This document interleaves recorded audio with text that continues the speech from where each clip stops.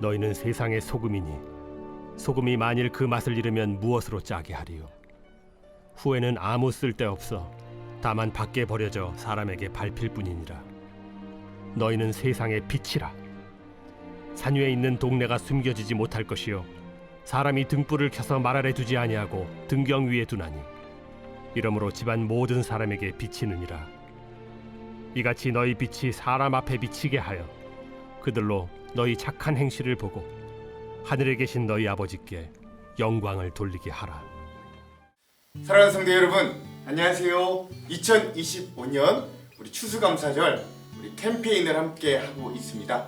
사랑을 전하며 살아가는 전도 한 달 살기 위해 하나님께서 우리에게 귀한 전도의 마음, 또 영혼을 사랑하는 애타는 마음과 긍휼한 마음, 그리고 순종하고 실천할 수 있는 귀한 힘도 주셔서 우리에게 귀한 열매가 가득가득 맺히는, 그리고 이 전도를 통해 우리의 믿음의 야성도 깨워보고 또 사랑의 실천도 한번 경험해보는, 하나님의 도우심도 겪어보는 우리 귀한 시간 되기를 주님의 이름으로 축원드립니다. 벌써 우리 지난주 1주차가 끝났고요. 우리 이번 주 2주차로 들어갔습니다. 오늘은 벌써 2주차의 6번째 시간입니다. 오늘 10월 20일 월요일이고요. 오늘의 주제, 그리고 이번 주의 카테고리는 전도의 사명입니다. 지난주도 좀 전도의 내용을 함께 나눴기 때문에 좀 어려웠을 수 있는데, 이번 주부터는 여러분 이제 비교적 좀 쉽게 잘 이해될 수 있을 것입니다.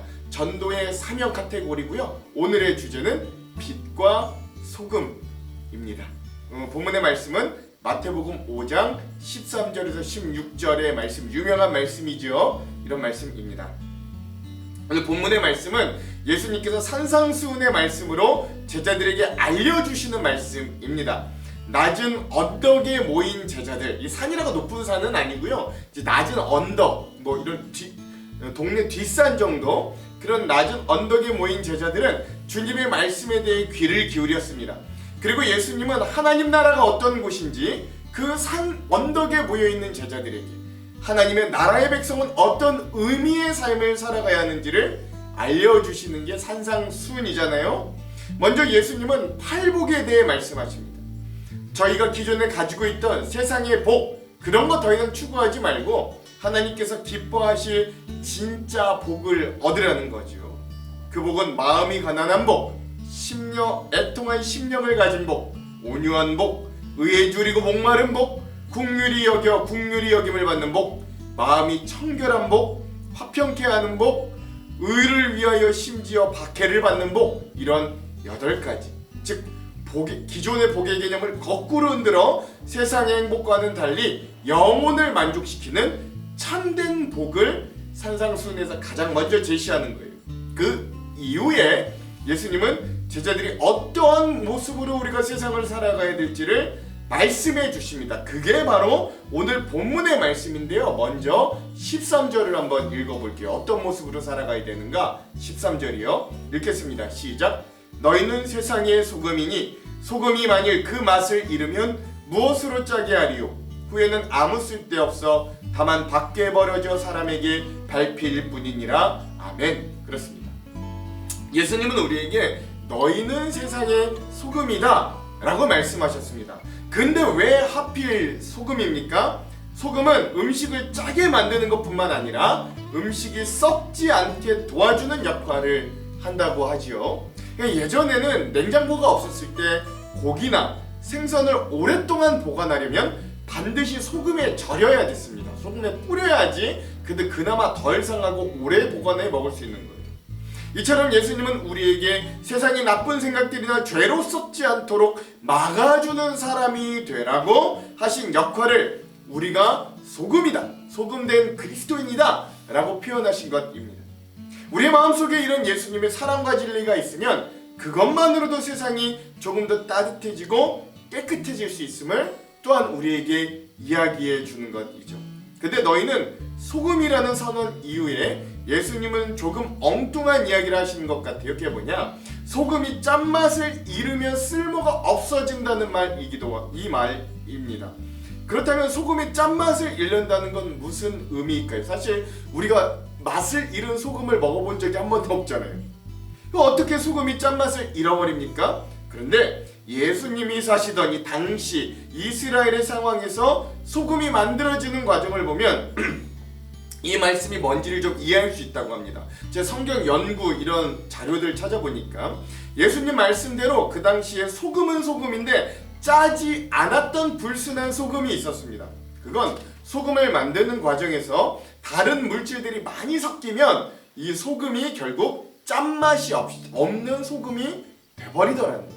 그렇게 이물질이 들어왔을 때 소금이 만들어져도 결국 짠맛이 나지 않던 경우들이 많았다고 합니다. 그러니까 여기서 예수님은 소금이 다른 물질들과 섞여버리므로 소금 특유의 짠맛이 나지 않은 걸 말씀하는 거예요. 그러니까 예수님은 너희가 세상의 소금이다 라고 하셨는데, 예수님은 소금인 우리가 세상에 있는 온갖 것들과 너무 섞여버리고 세상에 온갖 더러운 것이 우리 안에 들어올 때 우리 안에 그것들이 다 혼합되어 버려서 짠맛을 잃어버리고 아무 소용없게 되는 것들을 경계해라. 그리스도인들은 그렇게 살면 안 된다 라고 말씀하시는 거죠. 이 세상의 기준대로 살면 소금의 짠맛을 낼 수가 없습니다. 그저 버려져서 밟혀버릴 뿐이에요. 그러므로 우리는 짜야 되는 거예요. 좀 달라야 됩니다. 그럴 때 전도도 가능한 거예요. 사람들이요, 크리스천들이 자기와 타협하는 걸 겉으로는 좋아해 보입니다. 그러면 다들 즐거운 분위기에서 그리스도인인 나만 괜히 분위기 깨는 것 같으니까 에이 나도 그냥 같이 어울리자. 뭐 그게 술이든 담배든 뭐 어떤 나쁜 일이든 뭐 범법이든 편법이든 뭐 그런 것들이든 말이죠. 그런 세상 사람들과 그냥 똑같이 어울리게 되면 겉으로는 그들이 좋아하는 듯 보이지만 저 여러 번 봤는데 그들이 돌아서면서 에휴 저 사람 그렇게 뭐 신앙인이라고 얘기하는 저 사람 가짜구만 또 비난하더라는 거예요. 겉으로는 좋아하는 것처럼 보이지만 실제로는 우리 믿는 자들이 자기와 다르다는 걸 보기 원하지 그들은 똑같은 모습을 보기 원치 않습니다. 세상 사람들이 쓰는 방법을 똑같이 쓰고 세상 사람들이 하는 일을 똑같이 한다면 우리는 세상 가운데 소금 역할을 감당할 수 없는 거예요. 우린 좀 달라야 되는 거죠. 여러분 또 중요한 건 뭐냐면 그런 우리가 얼마나 영향력이 크든지 여러분 바닷물이 짜잖아요. 그 바닷물이 짤 때 그 바닷물 안에 소금이 얼마 정도의 염도로 들어가 있을까요? 너무 엄청 짜잖아요. 막 입이 아릴 정도로 짠데 뭐 50%? 30%? 20%? 뭐 이렇게 염도가 될까요? 아닙니다. 여러분 이 전체 바닷물에 소금은 단 3.5%밖에 들어있지 않다고 합니다. 즉 바닷물에서 평균적으로 염분이 3.5%밖에 안 되는데도 그렇게 짠 거예요, 바닷물이. 이처럼 소금은 아주 적은 양으로도 그 역할을 능히 감당해낼 수 있다는 거죠. 즉 진짜 소금 같은 그리스도인은 세상 속에 거하는 것만으로도 하나님의 생명을 드러낼 수 있음을 기억해야 된다는 거예요. 그 다음 주님은 우리 그리스도인들을 빛에 비유하시기도 합니다. 다음 구절이 14절과 15절도 함께 읽어볼게요. 시작. 너희는 세상의 빛이라. 산 위에 있는 동네가 숨겨지지 못할 것이요 사람이 등불을 켜서 말 아래 두지 아니하고 등경 위에 두나니 이러므로 집안 모든 사람에게 빛이 있느니라. 아멘. 그렇습니다. 빛은 어둠을 밝히고 길을 보여주는 역할을 합니다. 빛은 스스로의 존재를 감추지 못하고 자연스럽게 드러납니다. 우린 죄와 혼돈으로 가득한 이 어두운 세상에 하나님의 진리와 사랑을 비추는 빛이 되어야 됩니다. 산 위에 있는 동네가 숨겨지지 못하듯이 그리스도인의 삶은 세상 속에 감추어질 수 없습니다. 우리의 말과 행동, 선택과 태도 하나하나가 빛이 되어 사람들의 길을 비추어지기 때문이에요. 이는 우리의 행위가 아니라 우리 안에 계신 예수 그리스도의 생명력이 자연스럽게 흘러나온 결과이기도 한 것이지요. 하나 좀 예화를 나누고 싶은데요. 실화입니다. 1757년 어느 날 저녁 미국 필라델피아 상황은 금세 어두워졌습니다. 이 당시만 해도 미국의 밤에 전기불이 잘 들어오지 않던 시기였어요. 그래서 해가 지고 어두워지면 사람들은 밤거리가 무서워서 밖에 나가지 못하는 상황이었습니다. 근데 이 필라델피아에 사는 어떤 한 사람 존 클리프턴이라는 사람은 어두운 밤이 되면 자기 집 대문 앞에 램프를 걸어놓기 시작했습니다. 안쪽이 아니라 바깥 문이에요. 그는 길가를 향해 등받침대를 설치한 다음에 그 위에 기름 램프를 올려놓고 불을 붙였습니다. 비록 램프는 몇 시간이 지나지 않아 그을름 때문에 빛이 희미해졌지만 그래도 한때나마 그의 집 앞과 도로의 일부분이 환하게 변하였던 거예요. 다음날이 되어도 또 그 다음날이 되어도 이 클리프턴은 같은 일을 계속 되풀이하였습니다. 사람들은 일반적으로 그렇게 말했다 그래요. 야, 희한한 집이네. 자기 집 안이나 좀 환하게 밝히지 뭐 하길래 그렇게 램프를 밖에다 내건다. 동네 사람들은 기름 낭비라고 생각하고 이런 클리프턴의 행동을 이해하지 못했다고 합니다. 처음엔. 그런데 단 한 사람, 미국의 건국의 아버지였던 벤저민 프랭클린은 좀 그 모습을 보고 달리 생각했어요. 프랭클린은 이 클리프턴의 램프를 보고 순간 뭔가 깨달았어요. 아하, 그렇구나. 한밤중에 돌아다니는 사람들을 위해 그는 그렇게 했구나. 감동한 프랭클린은 자신도 즉각 이 어두운 밤 자기 집 앞에 램프 걸기에 동참을 했어요. 그는 평소에 공공사업에 관심이 많았기 때문에 그 클리프턴의 마음을 바로 읽어낼 수 있었던 거예요. 프랭클린은 이 사각 램프를 자기 집 대문 앞에 걸어 밤의 불을 환히 밝혔다고 합니다. 이로써 거리에 램프를 밝힌 집이 한 곳이 아니라 두 곳이 되었고, 그때서야 사람들은 램프의 목적을 같이 이해하기 시작했다고 합니다. 그래야 이제는 또 다른 마을 사람 한 명 한 명, 두 명, 세 명, 네 명 이렇게 자기 집 앞에 램프를 걸어놓기 시작했고, 결국 미국 도시에서 최초로 필라델피아가 길거리에 밤에 가로등을 환하게 밝히는 첫 번째 도시가 되었다라는 이 실화의 이야기가 있습니다. 오늘 우리 그리스도인들이 이 말씀에 등장했던 클리프턴과 벤자민 프랭클린과 같은 사람이 되어야 되지 않겠습니까?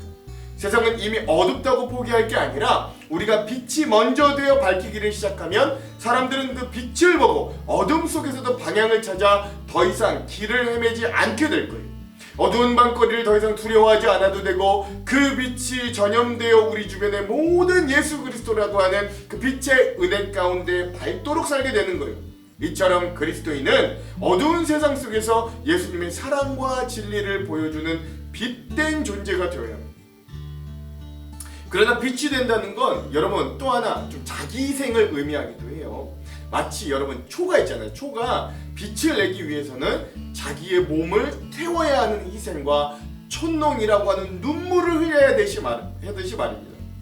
우리도 그 작은 촛불처럼 세상을 밝힐 수 있는 존재들로 근데 이미 세워졌어요. 그러므로 오늘 하루도 내가 만나는 사람들에게 환한 미소를 지어주는 거, 선한 사마리아인과 같이 도움이 필요한 사람들을 적극적으로 도와주는 것, 거짓말하지 않고 정직과 성실로 일을 대하고 살아가는 것 등등, 이 모든 것들이 우리에게는 세상을 비추는 빛이 되는 일이라는 걸 여러분 기억할 수 있어야 됩니다. 중요한 건 우리가 빛과 소금이 돼야 되는 사람이 아니라 이미 그렇게 된 사람이라는 사실이에요. 예수님은 너희가 소금이 되어라, 너희가 빛이 되어라 라고 말씀하지 않았습니다. 그저 너희는 세상의 소금이다, 너희는 세상의 빛이다 라고 선포하셨습니다. 이 말은 우리가 노력해서 되는 게 아니라 예수님이 이미 우리의 마음에 계신다면, 예수님을 영접하여 예수님과 함께 동행하는 사람이라면 주님이 우리의 마음속에 이미 계시기 때문에 우리가 그런 존재로 변화되었다, 그런 능력이 이미 주님이 우리에게 주셨다라고 하는 뜻이 되는 거예요. 예수님이 우리 안에 계시며 우린 그렇게 변화된 존재만으로도 세상을 따뜻하게 만들 수 있는 힘을 지니게 되었음을 그래서 믿을 수 있어야 됩니다. 그게 바로 그리스도인들의 진짜 힘이에요. 그러므로 빛과 소금된 인생은 결국 그들의 행위에 따라 하나님께 영광을 돌리는 삶으로 결국 결론되어지는 거죠. 오늘 본문의 마지막인 16절도 한번 함께 읽어볼게요. 시작. 이같이 너희 빛이 사람 앞에 비치게 하여 그들로 너희 착한 행실을 보고 하늘에 계신 너희 아버지께 영광을 돌리게 하라. 아멘. 그렇죠. 그리스도인이 빛과 소금으로 산다는 건 단순히 어려운 사람을 조금 도와주는 어떤 윤리적인 선행을 하라는 이야기가 아니라 하나님이 기뻐하시는 방향대로 삶을 살아가라 라고 하는 이야기가 되는 것입니다. 우리가 이렇게 선을 행함으로 즉 하나님이 주신 사명과 목적대로 살아감으로써 세상 사람들이 우리의 그러한 삶을 보고 우리가 믿는 하나님에 대해 생각이 달라지고, 더 나아가 그들이 저 사람이 믿는 하나님이라면 나도 좀 믿어보고 싶다 라고 하며 하나님께 나오는 역사가 일어나 그것으로 하나님께 영광이 돌려지게 하라는 것이에요. 사람들이 우리의 착한 행실을 볼 때 와, 그 사람 참 멋지다 하고 단순히 끝나지 않습니다. 그들은 하나님이 저 사람 안에 계신가 봐 하고 이전과는 다른 눈으로 우리 그리스도인들을 볼 거고 우리를 통해 하나님의 존재를 느끼게 될 겁니다. 우리가 친절하고 정직하게 살면 그건 우리를 자랑하기 위한 게 아니라 그걸 통해 우리가 하나님을 보여주는 삶이 되기 때문에 그래요. 그러므로 빛을 비춘다는 게 뭡니까? 그것은 바로 우리의 삶에 착한 행실을 드러내라 라는 말씀입니다. 그러니 우리는 세상의 빛으로 선하게 행하도록 이미 하나님께 부름을 받았어요. 이 착한 행실의 목적은 그냥 저 사람 참 착한 사람이네 라고 칭찬받으라는 게 아니라 하나님께 영광이 돌려지도록 하는 것입니다. 여전히 우리 주변에는 안 믿는 분들이 많이 계세요. 주변에 예수 안 믿는 가족, 친척, 친구, 직장, 그럼 여러 이웃들 뭐 이런 사람들이 있는데 혹시 그들이 나를 보고 이 사람이 믿는 예수라면 나 별로 믿고 싶지 않다, 이 사람 다니는 교회라면 나 절대 가고 싶지 않다 라는 마음이 들도록 살고 있다면 우리의 믿음 생활, 우리는 빛과 소금됨에서 멀어지고 있다는 걸 우리 좀 깨달아야 되는 거죠. 근데 반대로 우리 믿지 않는 친구들이나 친척들이나 이웃들이나 직장 동료가 내가 주님 안에서 평안하고 기쁜 삶을 살고 선을 행하고 신실하게 사는 걸 보면 놀라게 됩니다. 그래서 그들이 나를 보면 야, 이 사람이 믿는 예수라면 나도 믿어볼까? 이 사람이 다니는 교회라면 나도 한번 가볼까? 라고는 마음이 들게 되는 것. 그때 우리가 비로소 빛과 소금이라는 이름에 걸맞는 인생을 살게 된다 라고 하는 것이죠. 위대한 정복자 알렉산더 대왕의 이런 일화가 있다고 합니다. 전쟁 중에 하루는 알렉산더 대왕이 잠이 오지 않아서 군대 막사를 막 돌아보고 있는데 보초를 서던 한 젊은 군인이 보초를 서야 되는데 꾸벅꾸벅 졸고 있다는 거예요. 여러분, 전쟁에서 경계하는 건 너무 중요한데 거기서 자고 있다는 건 아주 큰 문제거든요. 그 모습에 마음이 상한 알렉산더 대왕은 그 젊은 군인을 흔들어 깨웠습니다. 이 군인이 깜짝 놀라서 깨보니까 자기 앞에 대왕이 서 있는 거예요. 그래서 그는 너무 놀라 벌벌 떨었습니다. 근데 그렇게 떠는 군인에게 알렉산더가 이름을 물어봤던 거예요. 자네 이름이 뭔가? 그러자 그 잠에서 깬 군인이 이렇게 말하더랍니다. 제 이름이 알렉산더입니다. 이렇게 막 떨면서 대답을 하더라고요. 다시 한번 묻겠네. 자네 이름이 무엇인가? 그러니까 그가 여전히 떨리는 목소리로 그러는 거죠. 제 이름이 알렉산더입니다 라고 이야기하더라는 거예요. 이 친구가 잠이 덜겠나? 아니면 나를 놀리는 건가? 내 이름 말고 자네 이름이 뭐냐고 물어보는 걸세. 그러자 그 졸던 경비 군인이 계속 이렇게 말하더라고요. 아니 그게 아니라 정말 제 이름도 알렉산더입니다 라고 떨면서 말을 하더라는 거예요. 그러자 알렉산더 왕이 표정이 낯빛이 변하고 정색을 하더니 그 알렉산더라고 하는 자기와 똑같은 이름을 가진 그 경계를 서며 졸고 있던 그 군인에게 이렇게 호통을 쳤다고 합니다. 자네가 정말 알렉산더라는 이름을 갖고 있다면 당장 그 이름을 바꾸든가 아니면 자네가 그 이름을 가지고 사는 태도를 바꾸게! 라고 이야기했다는 거예요. 그러니까 알렉산더 대왕 그 이름에 걸맞게 살라는 거예요. 주님도 오늘 우리에게 물으십니다. 너 누구냐? 너 무슨 이름을 가지고 살아가느냐? 라고 물으실 텐데 예, 저는 하나님의 자녀 주님의 제자입니다. 나는 세상의 빛과 소금으로 살아가는 그리스도인입니다. 우리가 이렇게 대답한다면 그때 하나님이 우리에게 어떻게 말씀하시겠어요? 정말이냐? 내 이름이 무엇이냐? 정말로 빛과 소금이냐? 이렇게 되물으시겠어요? 아니면 너 빛과 소금의 이름만큼 잘 살아가고 있구나 칭찬을 받으시겠습니까? 그러니까 여러분, 오늘 우리가 정말로 이 빛과 소금된 자로 그 이름으로 살아가는 그리스도인으로 살아갈 때 그 이름과 같이 정말로 빛된 소금된 그 역할을 잘 감당하는, 그래서 오늘 하루도 우리의 그런 모습을 통해 믿지 않는 자들이 우리의 모습을 보고 하나님께로 돌아와 영광 돌리는 그런 일들이 일어나기를 준비되기를 주님의 이름으로 축원드립니다. 기도할게요. 하나님, 오늘 우리를 빛과 소금으로 불러주시니 감사합니다. 그렇게 되어라가 아니라 이미 우리는 빛과 소금임을 알게 하시고 우리가 그 빛과 소금의 이름과 같이 그 빛과 소금된 그리스도인으로서 그의 합당한 삶을 살도록 착한 행실과 선한 마음과 사랑을 전하는 하나님 우리의 삶이 되도록, 그래 우리의 삶에 그리스도의 향기가 넘쳐 믿지 않는 자들이 우리의 모습을 보고 하나님께 영광을 돌리며 주님께 돌아오는 역사가 일어나도록 인도하여 주시옵소서. 그렇게 하실 주님 기대하며 예수님 이름으로 기도합니다. 아멘. 오늘 만나방의 묵상 모습을 공유할 우리 그룹들은 우리 성가대와 청년 목장입니다. 내일을 예고해드리자면 권사님들 우리 묵상 모습 공유하는 날입니다. 오늘은 이 영상 이후에 기프티드라고 하는 팀의 주의 자녀로 산다는 것은 이 찬양을 함께 듣고 영상을 마무리하도록 하겠습니다. 그럼 사랑하는 성도 여러분, 오늘도 사랑을 전하는 행복한 하루 되세요. 사랑하고 축복합니다. 화이팅! 주의 자녀로 산다는 것에 불 가운데로 걸어가는 것, 그 속에서 신실하게 날 지키시는 그 손길을 경험하는 것, 주의